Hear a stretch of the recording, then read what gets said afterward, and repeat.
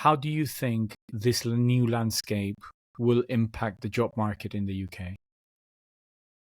It's too early to tell, really, is the answer. I don't really know the answer to that. I definitely think that there will be change as a result of some of these mergers and acquisitions, and I think we've got more to come as well.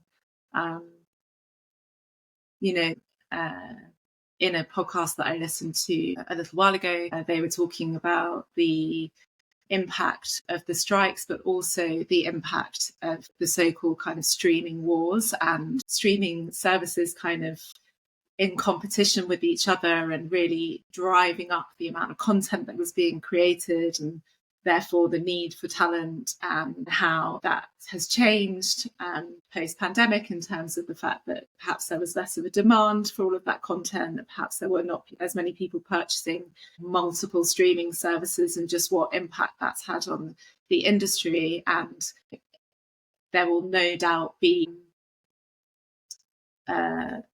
companies looking at, like, well, where do we go from here, and are there opportunities for those streaming companies or studios to be taken over by other studios? What will that mean in terms of how much content is being created? Will that put projects on hold? Will that increase the number of projects? And those things will all have an impact on the demand at the kind of vendor level for talent. But at the moment, I think it's too early to really know what the implications of that are going to be. And if there is a continued delay to that project starting, are we likely to see other studios go into administration?